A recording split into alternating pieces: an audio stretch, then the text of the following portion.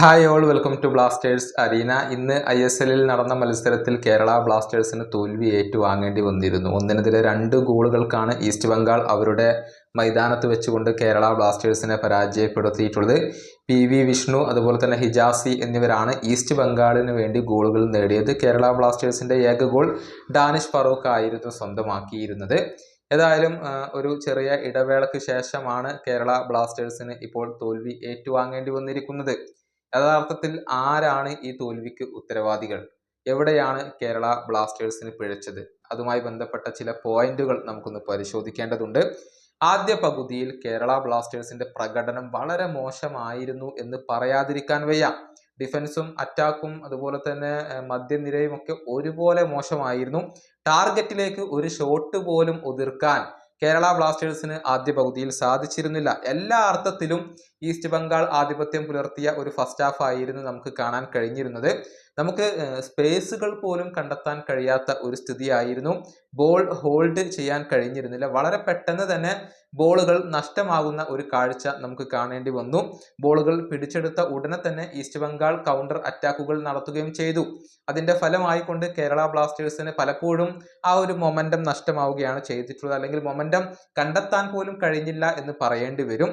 അതുപോലെ തന്നെ മിസ് പാസുകളുടെ ഒരു ചാകരയാണ് നമുക്ക് ആദ്യ പകുതിയിൽ ഉടനീളം കാണാൻ കഴിഞ്ഞിട്ടുള്ളത്. താരങ്ങൾ തമ്മിൽ പലപ്പോഴും ഒരു അണ്ടർസ്റ്റാൻഡിങ് ഇല്ലായിരുന്നു. ഇനി ഫിസിക്കൽ ബാറ്റിലിൽ ഈസ്റ്റ് ബംഗാൾ എന്തുകൊണ്ടും കേരള ബ്ലാസ്റ്റേഴ്സിനേക്കാൾ മുന്നിൽ നിന്നു എന്ന് തന്നെ പറയേണ്ടി വരും. റൈറ്റ് ബാക്ക് പൊസിഷനിൽ ജീക്സൺ സിംഗ് ആയിരുന്നു കളിച്ചിരുന്നത്. പലപ്പോഴും നോവയെ തടയാൻ അദ്ദേഹത്തിന് സാധിച്ചിരുന്നു. ആദ്യ പകുതിയിൽ ശരിക്കും പെപ്രയെ പോലെയുള്ള ഒരു താരത്തെ നമ്മൾ നന്നായി മിസ് ചെയ്തിട്ടുണ്ട്. ഫിസിക്കലി കളിക്കുന്ന ഒരു താരത്തിന്റെ അഭാവം യഥാർത്ഥത്തിൽ കേരള ബ്ലാസ്റ്റേഴ്സിനകത്ത് ആദ്യ പകുതിയിൽ ഉണ്ടായിരുന്നു. അതുപോലെ തന്നെ വളരെയധികം ക്ലൂലെസ് ആയിരുന്നു ആദ്യ പകുതിയിൽ കേരള ബ്ലാസ്റ്റേഴ്സ് എന്ന് പറയാതിരിക്കാൻ വയ്യ.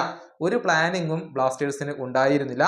ആദ്യത്തെ ഗോളൊക്കെ ശരിക്കും തടയാൻ സാധിക്കുമായിരുന്നു. ഫ്രെഡി, കോറു എന്നിവർക്കൊക്കെ തടയാൻ സാധിക്കുമായിരുന്ന ഒരു അവസരം തന്നെയായിരുന്നു അത്. പക്ഷെ രണ്ടുപേരും അതിൽ പരാജയപ്പെട്ടു എന്നുള്ളത് എടുത്തു പറയേണ്ട കാര്യമാണ്. മിലോസ് ഡ്രിൻസിച്ച് ആവട്ടെ അതിന്റെ പരിസരത്ത് പോലും ഉണ്ടായിരുന്നില്ല.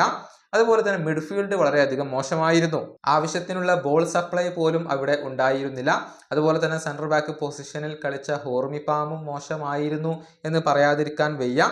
അതുപോലെ തന്നെ ലോങ് ബോൾ ടാക്ടിക്സ് ഒട്ടും വർക്കായിട്ടില്ല. മാത്രമല്ല നോവ സദോയി ചില സമയത്ത് സെൽഫിഷ് ആകുന്ന ഒരു കാഴ്ച നമുക്ക് കാണേണ്ടി വന്നു. എന്തിനേറെ പറയുന്നു, ജീസസ് ജിമിനസ് പോലും മത്സരത്തിനിടയിൽ അക്കാര്യത്തിൽ തൻ്റെ ആ ഒരു നിരാശ പ്രകടിപ്പിച്ചിട്ടുണ്ട്.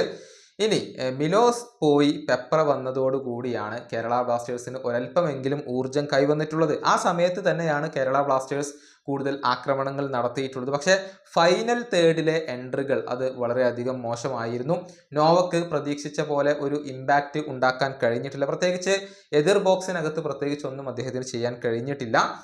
ഡിഫൻസ് വളരെ വീക്കായിരുന്നു എന്നുള്ളത് പറയേണ്ടിയിരിക്കുന്നു. ആദ്യ പകുതിയിൽ ഒരുപാട് മിസ്റ്റേക്കുകൾ ഡിഫൻസ് വരുത്തി വെച്ചിട്ടുണ്ട്. മധ്യനിരയും വളരെ ദയനീയമായിരുന്നു എന്ന് പറയാതിരിക്കാൻ വയ്യ. ഒരു ഇമ്പാക്റ്റും ഉണ്ടാക്കാൻ അവർക്ക് കഴിഞ്ഞിരുന്നില്ല. അതോടൊപ്പം തന്നെ എടുത്തു പറയേണ്ടത് റഫറിയാണ്. റഫറി പതിവ് പോലെ സമ്പൂർണ്ണ ദുരന്തമായിരുന്നു. എണ്ണിയാലൊടുങ്ങാത്ത മിസ്റ്റേക്കുകളാണ് റഫറി മത്സരത്തിൽ ഉടനീളം വരുത്തി വെച്ചിട്ടുള്ളത്. പക്ഷെ ഇതൊരു പതിവ് കാഴ്ചയായതുകൊണ്ട് അതിൽ അത്ഭുതപ്പെടാനൊന്നുമില്ല. അത് അത്ഭുതം തോന്നിയിട്ടുമില്ല. ഏതായാലും കേരള ബ്ലാസ്റ്റേഴ്സ് മറക്കാൻ ആഗ്രഹിക്കുന്ന ഒരു മത്സരമാണ് ഇത്. വേണമെങ്കിൽ ഈ സീസണിലെ ഏറ്റവും മോശം മത്സരങ്ങളിൽ ഒന്നായിക്കൊണ്ട് ഉൾപ്പെടുത്താം എന്നുള്ളതാണ്. പ്രത്യേകിച്ച് ആദ്യ പകുതി അത് വളരെ മോശമായിരുന്നു എന്ന് പറയാതിരിക്കാൻ വയ്യ. ഈ വീഡിയോയുടെ അവസാനിപ്പിക്കുന്നു. അടുത്ത വീഡിയോയുമായി വീണ്ടും കാണാം.